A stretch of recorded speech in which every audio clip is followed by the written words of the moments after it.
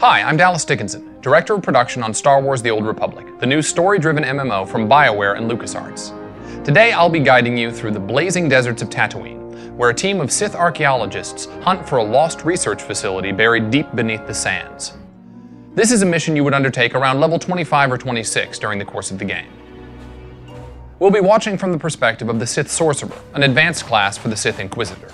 Leading up to this point, the Sorcerer and his companion Kem Val have been on a hunt for artifacts that can help the Sith locate a long-abandoned Zerka research facility.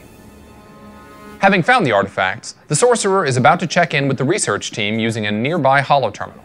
It's good to see you, my lord. My team's still searching for the Zerka base, but we've hit a snag. Lord Silthar flew a speeder into the Dune Sea, but we lost the tracking signal in an energy storm. Silthar was summoning lightning. Why would Silthar go out there alone? Lord Silthar was following a dream. He told me the Sand People and their spirit guides were the key. He was looking for some sort of compass. If he can't take the heat, he shouldn't have left the base. Maybe, but at the very least we need to know. Find the spirit guides and find him. When you have answers, come to our forward outpost. Otherwise, I don't know how this mission can succeed. So the leader of the expedition has gone missing, and it's up to the Sorcerer to find him. But before he can do that, he has to check his map. See that circle in the bottom right corner of the map? Circles like this indicate that the player's objective is located somewhere within this radius. After checking his map, the Sorcerer knows where he needs to go. However, this looks like it's going to be a long walk. Fortunately, he can save himself some time by using his speeder bike, one of the personal vehicles that players will have access to as they progress in the game. During their travels, players will gain access to a number of different vehicles. These provide a substantial speed boost, allowing you to more easily explore the many worlds of the Old Republic. Seeing a group of sand people who may have the compass he needs to find Lord Silthar, the Sorcerer hops off his speeder and readies himself for battle. The Sorcerer stands at a distance and charges a powerful chain lightning attack, which will send bolts of electricity through multiple enemies that are standing near each other.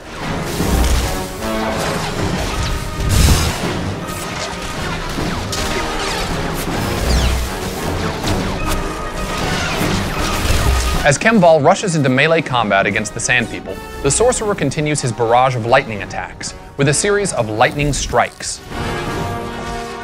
Though the Sorcerer has made quick work of the first two Sand People, they've knocked him down to about half his health. He'll have to be careful as he takes down the last of them.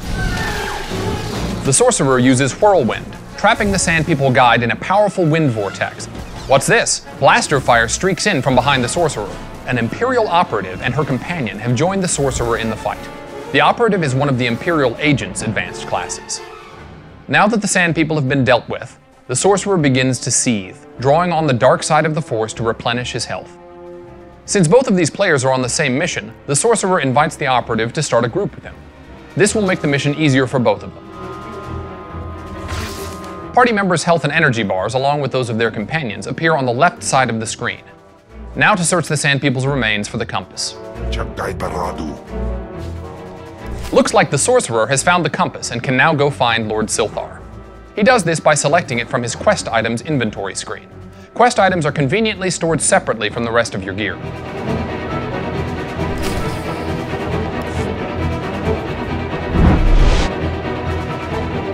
The Sorcerer and the operative both hop on their speeder bikes and make their way towards the location marked on their map.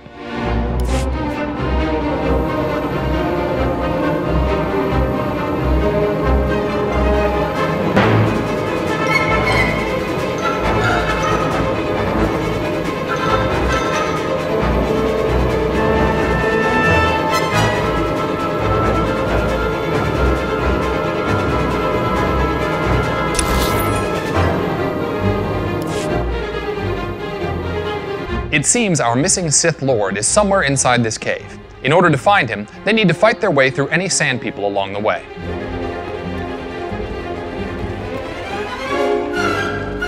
The operative begins the fight by throwing a corrosive grenade, which covers the Sand People in an acidic green substance and damages them over time. The Sorcerer puts up a static barrier, which surrounds him in a shield of pure electricity that absorbs an incredible amount of damage. With the last of this group of Sand People down for the count, the group can move deeper into the cave. Seeing another group of sand people ahead, the operative lets loose with a carbine burst, which strikes multiple enemies with a wave of weapons fire. Once the operative stops firing, the sorcerer unleashes force lightning on an unfortunate cave keeper.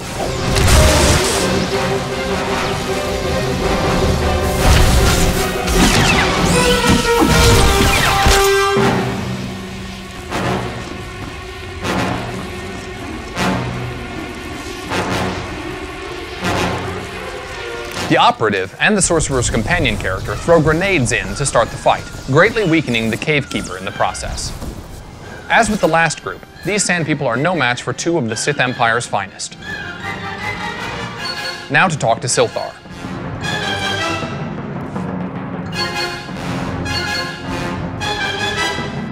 As this is a group conversation, each player will be able to select his or her own dialogue choice. Once the selection is made, a randomly generated number between 1 and 100 will appear near to the player's portrait. The character with the highest number is the one who speaks. You will hear my last words. Slowly.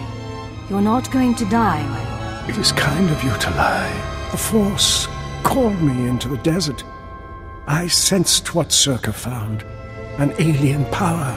I thought the Sand People would know the land's secrets. I murdered them. Stole their thoughts to find this cave. I knew victory before they destroyed me. Is there any way I can help? My journey here was not for nothing. Circa built its base over a site from the natives' myths. A forbidden land. The paintings in the cave show the way. Find them. Record them. Gola and his men, they... Time to die. Goodbye, Silthar. So soon. So soon. The sorcerer wins the role and is elected to finish off Silthar. However, because the players are rewarded according to their intentions, our operative receives light side points for her personal decision to spare him. In addition to dark side points and affection points from his companion, the sorcerer has earned a few social points. Accumulate enough of these and you'll have access to unique items and equipment.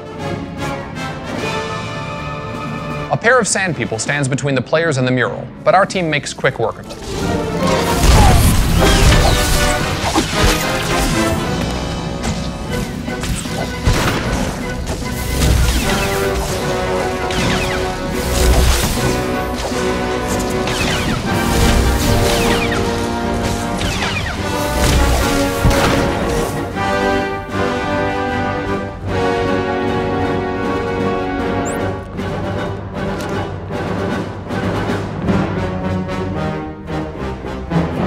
Now that they've retrieved the information from the mural, our heroes must decide what to do with it.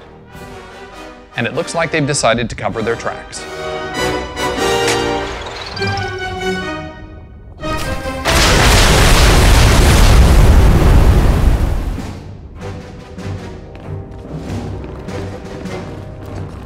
Now that the heroes have examined the mural, they need to head back to the Imperial base.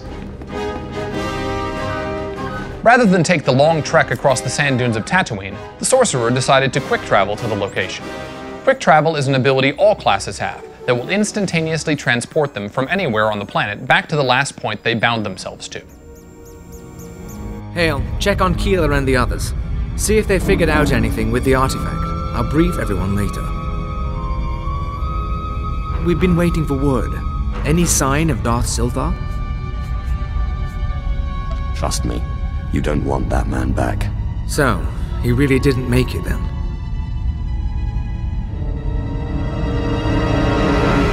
Damn it!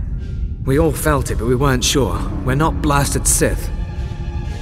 Without Silthar, we're just archaeologists with guns. Without him, this whole expedition falls apart. Fall to pieces later. First, you'll help me obtain Zerka's secrets. I know where to find the Zerka base.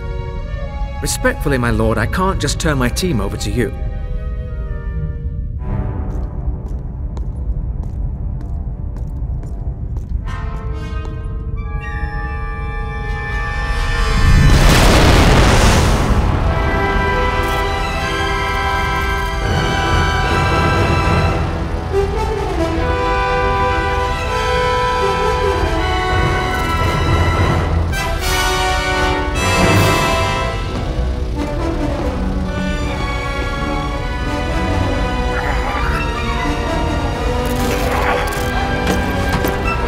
The artifact has been activated, and now an ancient evil threatens to consume the research facility and everyone within. The scenario you've just watched is only a single part of a larger story arc, and one of the numerous tales waiting to be experienced in the Old Republic. In order to see all of it for yourself, you'll have to play the game and explore the galaxy.